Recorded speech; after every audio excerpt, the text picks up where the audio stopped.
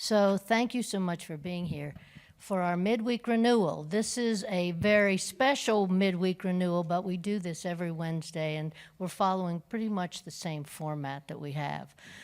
I find it an honor and a privilege to be able to introduce a person for many of us who has been our minister, our mentor, our teacher, and certainly our friend, the wonderful and magnificent Dr. Lloyd Barrett. Thank you. Yes, good night. Wow.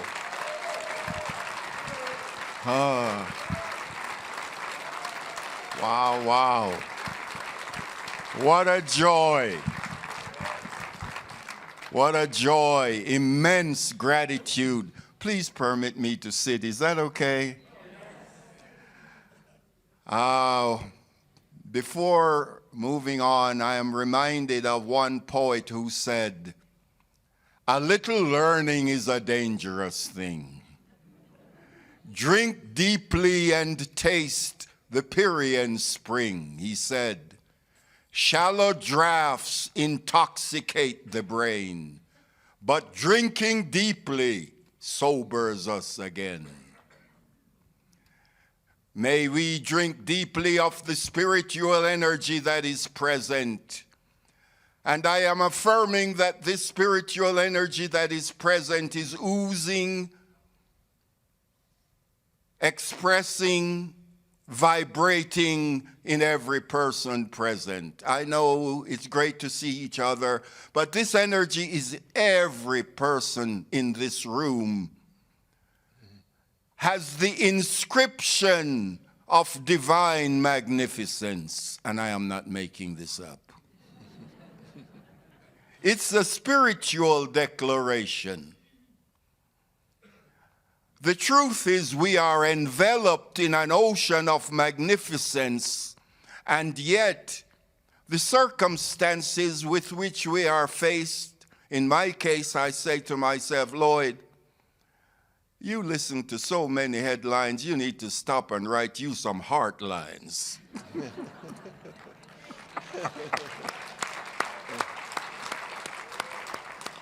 So, for instance, for some reason or the other, since there are a couple of people in the audience, I believe, who were with me in the weekend of July 27th when we went there to support Reverend Marquita McAllister, who was recently hired as the new will be the senior minister of the Dallas Center beginning in January, but she'll begin working the middle of this month.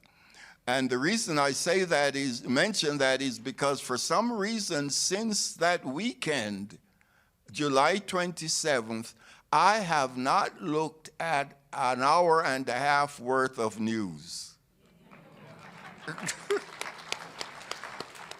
Something happened to me and I kept saying, "Lloyd, are you writing your own heart lines versus listening to headlines?"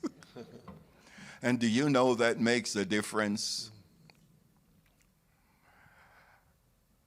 There is another you. A more magnificent you. Yes, there is another you.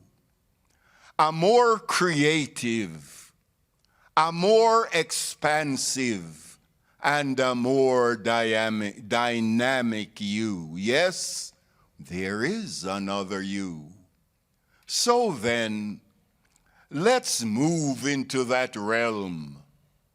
Let's taste the nectar sweet, because indeed there is another you. And that is our focus for this evening. Another you. Another me. And before I proceed, I want to express a sense of gratitude for every person present, and certainly for the Mile High team.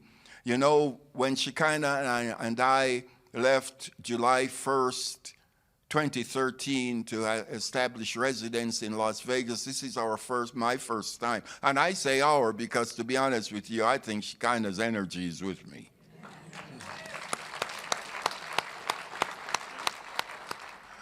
Before continuing, I just want to thank everyone. I want to thank Reverend Josh and all the team, Reverend Jackie, and I have to put this in there.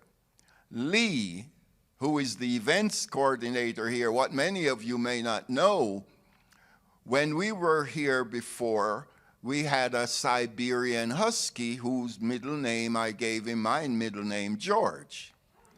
Well, lo and behold, George attracted a form of cancer. There was a Science of Mind conference in Miami.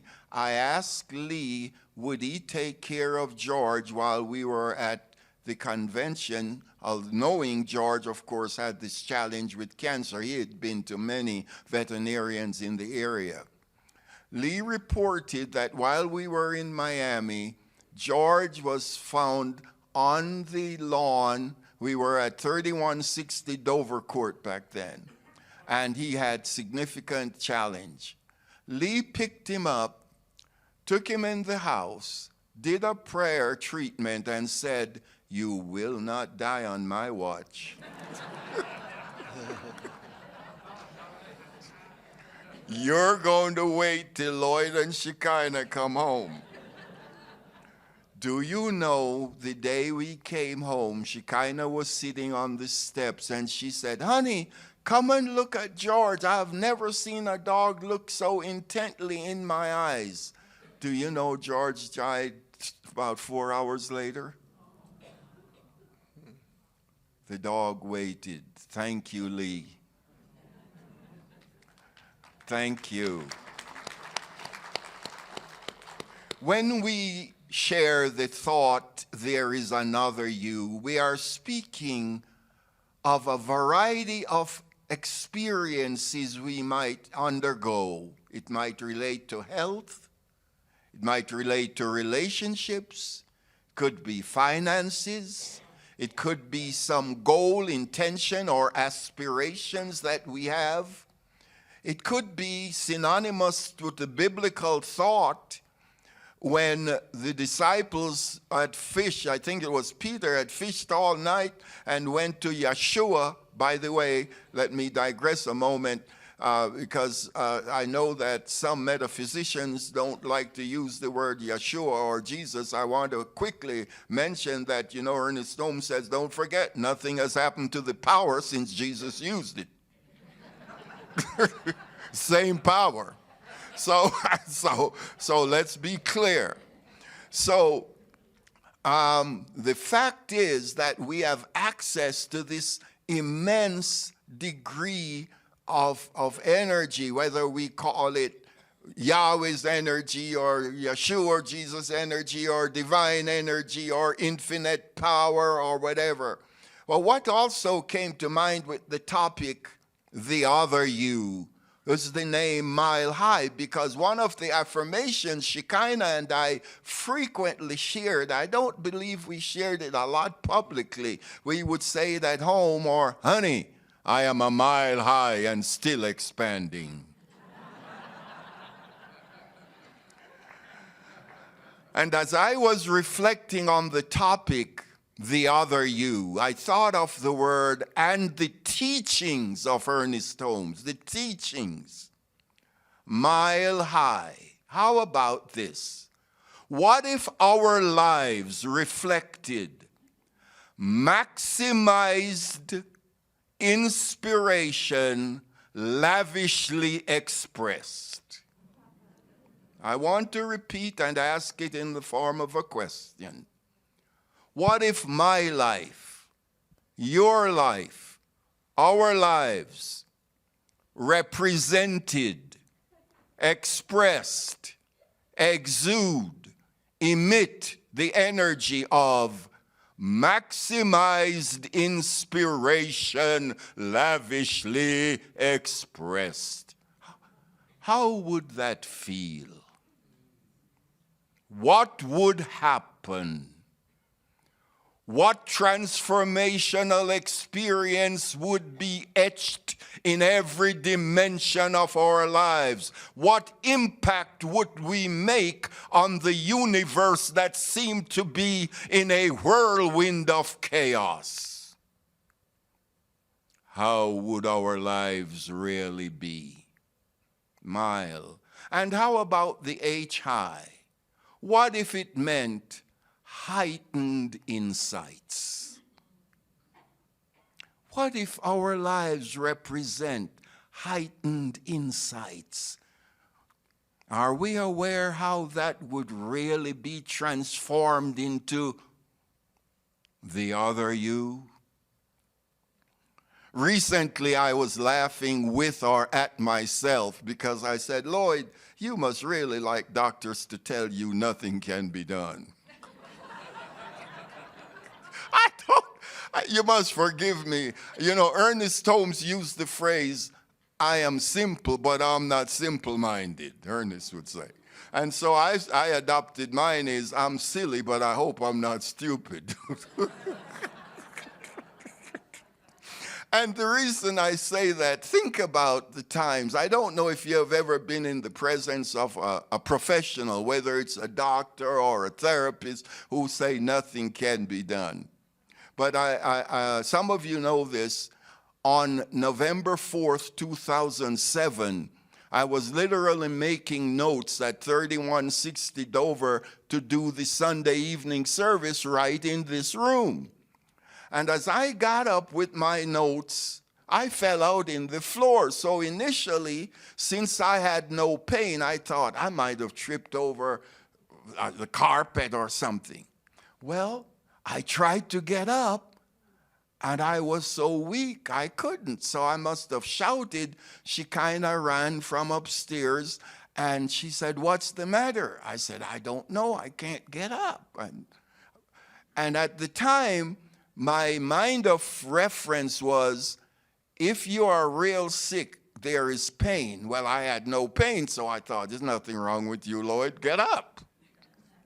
Well, she took me to St. Joseph's Hospital, emergency. After some tests, the doctor said, "Why is your temperature 102?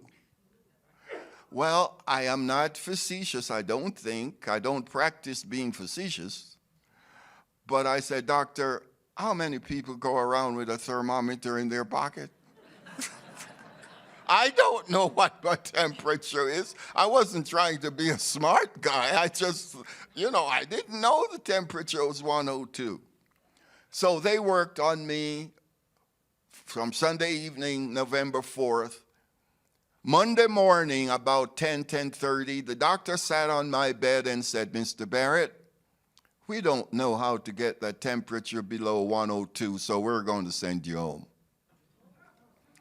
Thank God for science of mind. I knew I had some faith, but to be honest, I didn't know I had that much faith because I said, "Doctor, that's okay. I'll go home and talk to God." I was very weak, so I couldn't talk real loud to God. So I came home, and about 1:30, going into Tuesday morning, I got up. I said, "Okay, universe, God, divine presence, the doctors don't know what the situation is, but I bet something in the universe knows, and I need to know."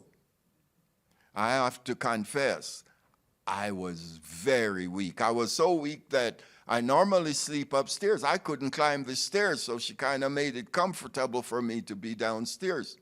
I had a little notepad, and something said, and I wrote down what was being revealed, that, "Lloyd, whatever is going on is from one side to the next, and it's an inch above your navel." So me being silly, I said, "Lord, you don't even know what's above your navel, so."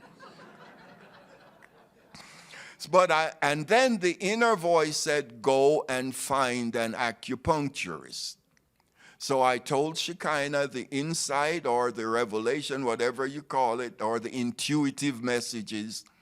And we found, as a matter of fact, I don't know if she still have her practice, but there was a practitioner here that had an acupuncture practice named Monica, and so we went to her.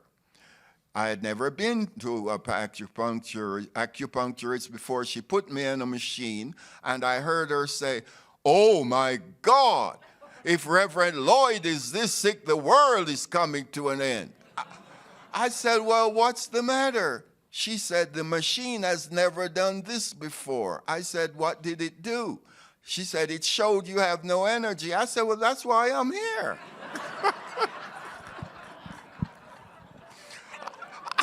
I said, if I had energy, the universe wouldn't tell me to go find an acupuncturist.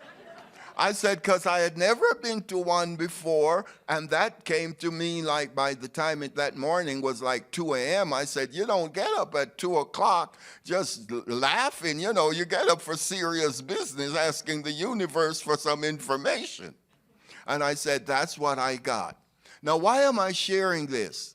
Think about all the different things that goes through one's awareness, one's mind, when the doctor says he doesn't know how to get your temperature below 102, he's going to send you home. Then the lady said, your machine has never done that before. You see why I go to the Bible a lot? There is a prophet that says, call unto me, I will answer you. I will show you great and marvelous things that you know not of. Our question within the framework of the other you, are we really calling on the divine presence? There is a metaphysician that said, go first. I think it's Meister Eckhart, the mystic. He said, go first to God, then go to others as God directs. Go first to God, then go to others as God directs. Now, you and I know many people don't believe that, or they don't really trust it. Here's an example. I had the honor to be counseling a man right here at Mile High years ago, and he had a business, and he asked me, could I work with him once a month? What happened was I had created a class called Women in New Thought and Some Women in the Bible. And I was sharing that the women in New Thought, like Myrtle Fillmore, like Nona Brooks, and they were strong women. When they did their prayer and believed something, they didn't go around asking somebody, well, what do you think about it? They believed. So the gentleman asked me during the break, he said, how could I get some of that power that these women had? So I said, well, you know, these women didn't call on the divine presence only when it was time to call 911. I said, they call on the divine presence consistently. Now, this is congruent with an essay Ernest Holmes wrote called Your Spiritual Bank Account.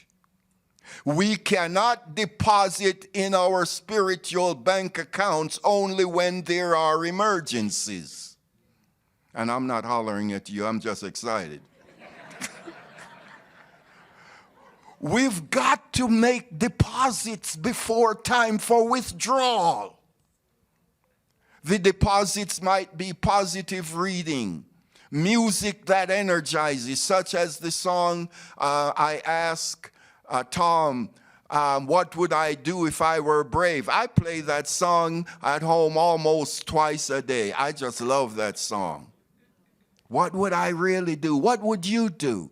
And coming back to the concept of our spiritual bank account deposits, may I invite us to look at various aspects of life and to maximize the other you. Ask the self, what am I depositing in the bank account of my consciousness? Am I waiting until there is an emergency and then rush to the bank of prayer and said, oh my God? Or am I consistently saying, I am open to the magnificence of divine ideas. I am willing willing to be infused with the flowing energy of a mighty mind. I am standing at the cockpit of my magnificence, and I love it.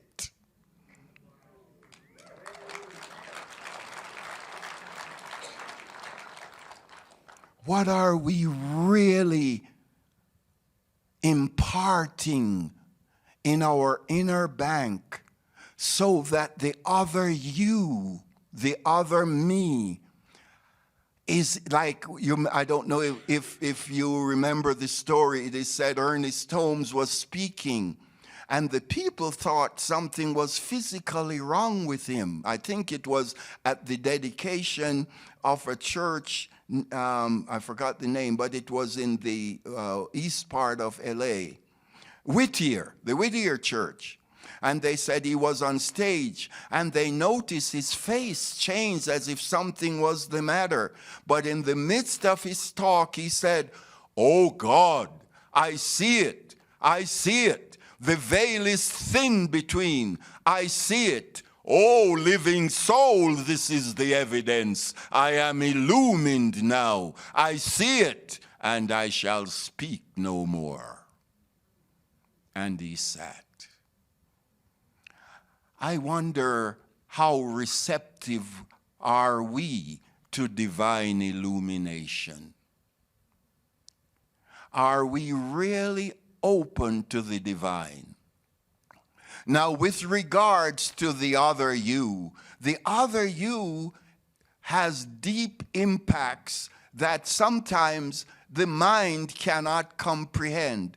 You remember the thought of, let us release what ought to be released and retain what ought to be retained. We say it quite frequently. And there, I have to be confessed to you, I had an experience that was probably the deepest healing I ever had in my life. I had it right here in this community, and it was facilitated by a practitioner. I want to share the story. And I asked a family member if I might use her name, because even though it's a positive message, I don't like to use people's name without permission. And she gave me the permission. After I was released from the hospital, I was because of the E. coli, I was at the hospital a total of 5 weeks. And you know, they don't keep you in hospital for 5 weeks just to be looking at you. And during that time, I experienced a wide range, everything from my silliness, when my body started to shake and I didn't know why. The doctor came in. I said, "Hey, doc, come over here. I'm having me an earthquake." Well, nobody had told me that that would happen when the liver stopped purifying the body and the body's reaction was a shaking or that kind of a thing. And then they gave me antibiotic, and they didn't tell me the side effects. I woke up and my skin is peeling. The doctor comes in. I said, "Doctor, please, I don't want to look like Michael Jackson." But, you know, I'm sick, but I'm trying. Humor helps me not to feel so depressed. And the doctors seem to like it too, because they smile quite a bit when I say that. And then they tell me the solution. So I'm released from the hospital, and I'm wondering, why am I still so weak? And the doctor said, "Listen, you lost over 30 pounds in a month. Your body, your cells, your muscles all have to adjust." So then, this amazing practitioner, without me asking, volunteer, started coming to the house to do therapy to my feet and to do spiritual mind treatment. On one occasion, I started crying like deep tears. And she said to me, "Reverend Lloyd, are you okay?" I said, "Yes, but you don't know. You are healing more than my physical feet. You are healing the caverns in my soul that started when I was in college." I said, "Let me share the story."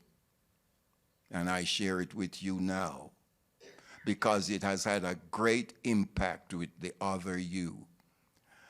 I was the 1959, I was elected the president of the college in St. Augustine, Florida, a small college. By the way, that's one of the few colleges I know of in America that had to relocate because of racism. It's now in Miami as Florida Memorial University.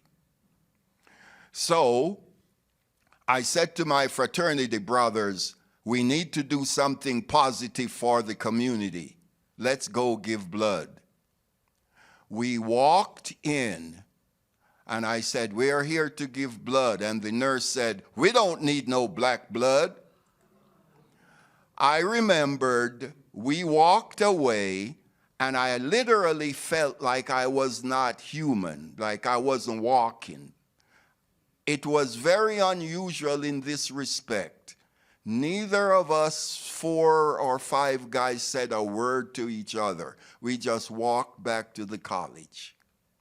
Over the years, I kept saying, Lloyd, you need to heal that. I tried my best.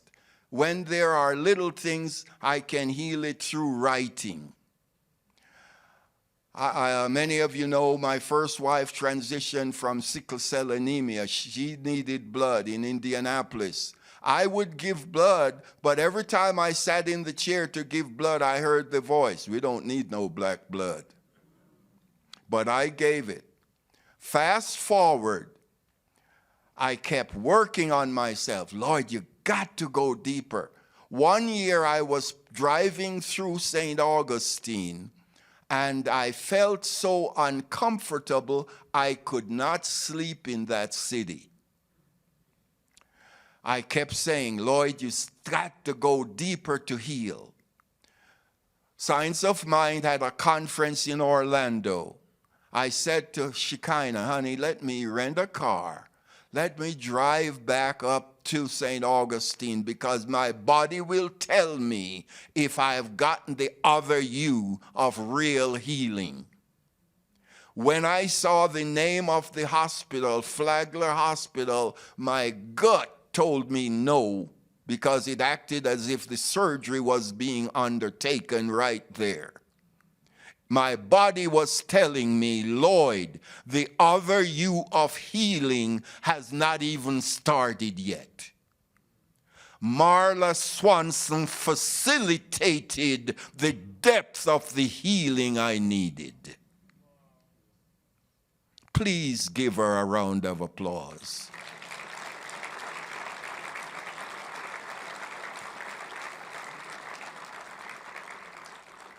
I am sharing that story not for history, but because there are lots of us humans having deep emotionality.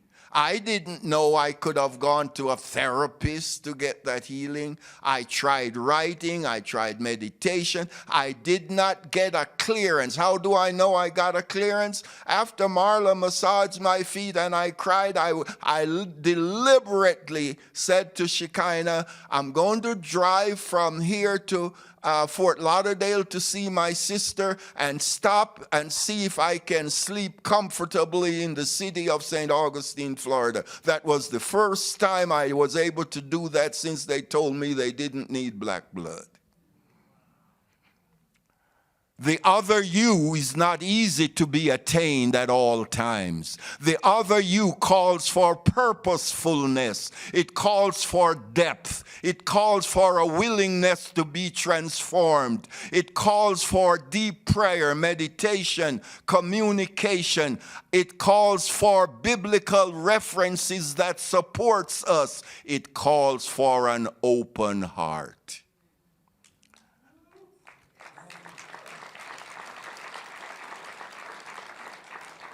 I have to ask if I have any time left.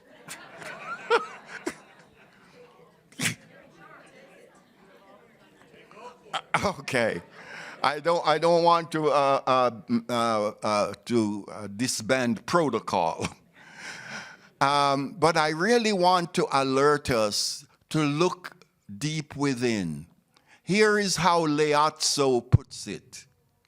withdraw within the self and look. And if you do not find yourself beautiful yet, imagine you are an artist and you are about to create a masterpiece. Cut away all that is unnecessary. Straighten out all that is crooked, and bring to light everything that is overcast, he said, and then we will discover ourselves to be that most magnificent person that we already are. That is one way we access the other you, the elevated you, the magnificent you. I'm going to close with this school story. When I was teaching social studies in Watts, it was hard to let my students, 5th and 6th graders, know that this was not just some theoretical stuff, that it was happening to people. So I would use music. I used the radio to listen to national news because that was a part of the curriculum. They ought to be able to identify national news, local news, international. I did all that. I subscribed to the newspaper so they could read it, but I still felt something was missing. So going back to that concept that just before going to sleep, instead of going to sleep worried, tell the universe what you desire, and the universe, the creative mind, will reveal. It's consistent with the thought, there is nothing hidden that shall not be revealed.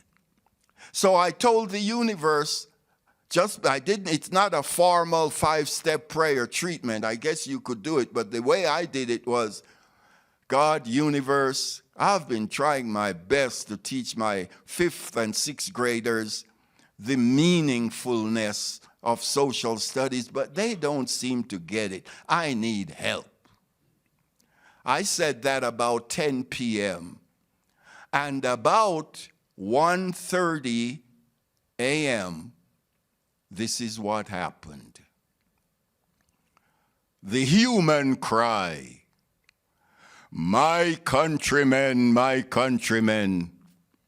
why must our children weep? Why should humans suffer? Why should our nation sleep? It is happening in Africa with Botha and his clan.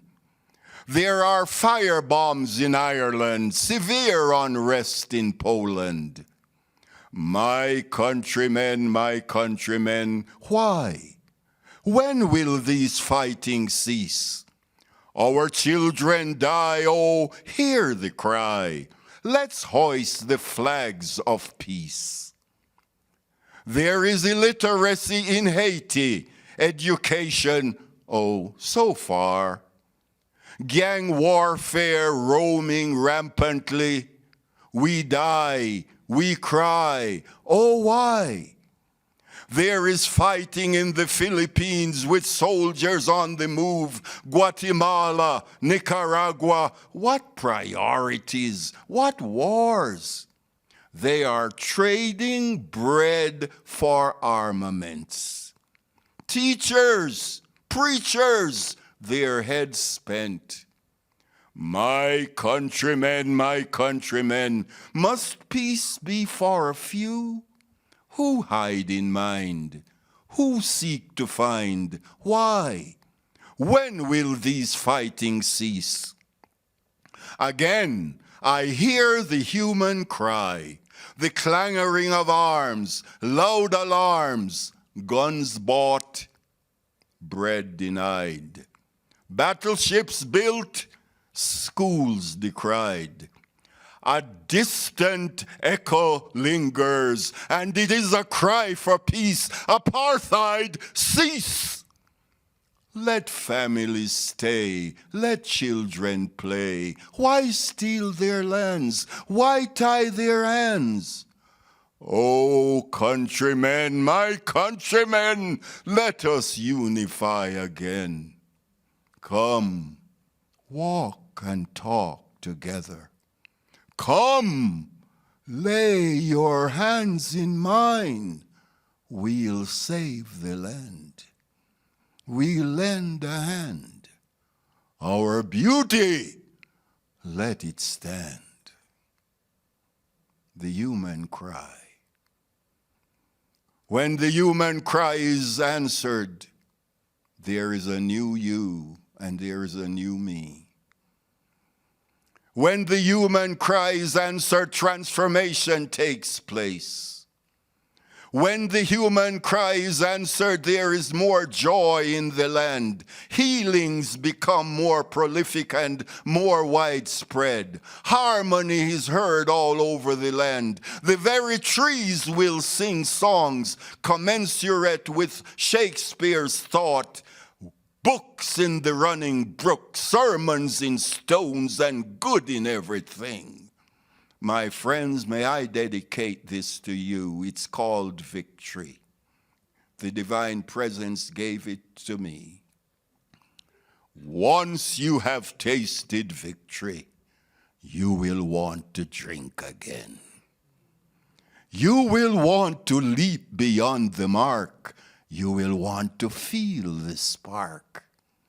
Once you have tasted victory, you will never wince again. God's power will bloom within your heart. Amazing messages you will impart. Yes, you have tasted victory. Yes, you have felt the spark. Once you have tasted victory, all good you must impart.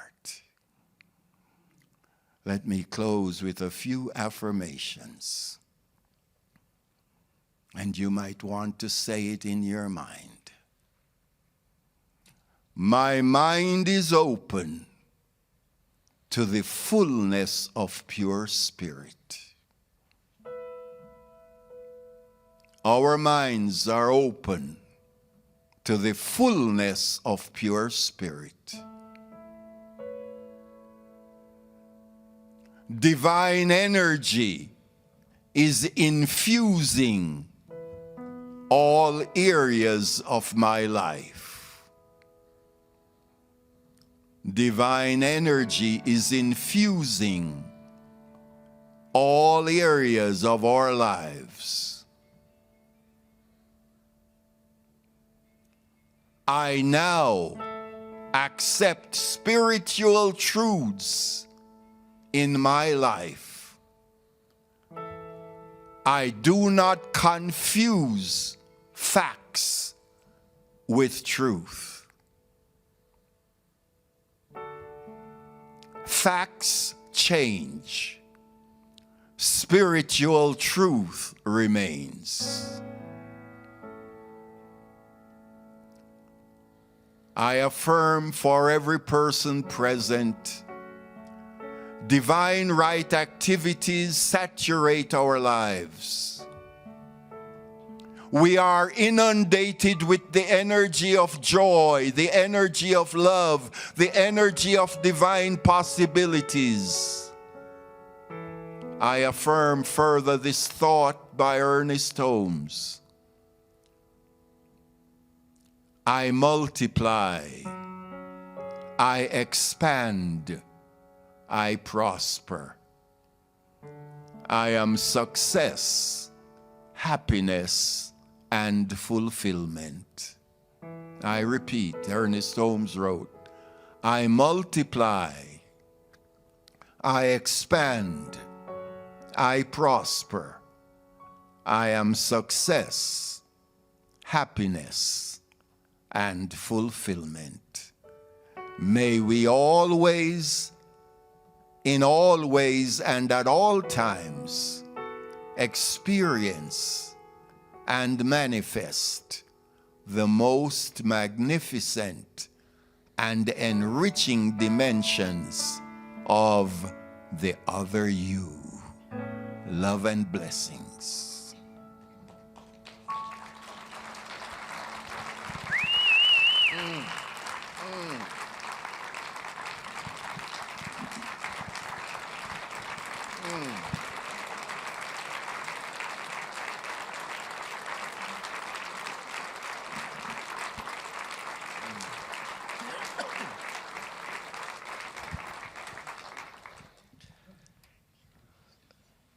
I'm going to play you just a part of a recording that Dr. Lloyd sang into my phone in 2013. You are a star so bright. You are a star shining your light. You are a star throughout the night. You are a star so bright.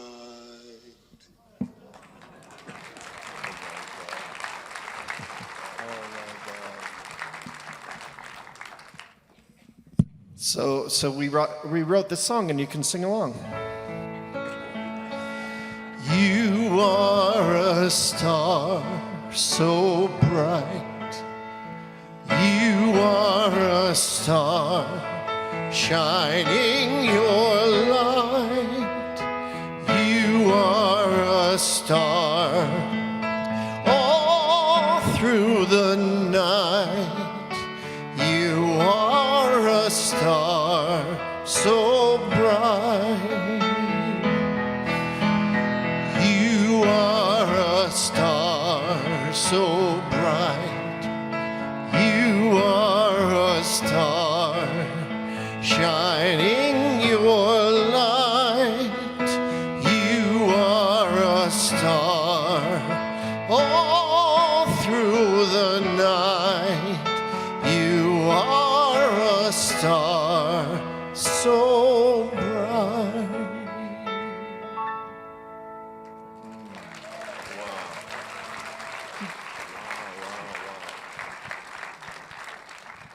May I share how that was written? Yes, you may. Actually, I was sitting in the chapel here one morning when Reverend Nadine was doing the staff prayer. And an inner voice said, "Here is a chant." And I said, "Lloyd, you're listening to Reverend Nadine. You can't write nothing right now." Anyway, I wrote it down, and then afterwards an inner voice said, "Well, here is the music." I said, "Lloyd, you don't know nothing about music. How you gonna?" So I kept the tune and ran down and hummed it to Tom, and that's how that came.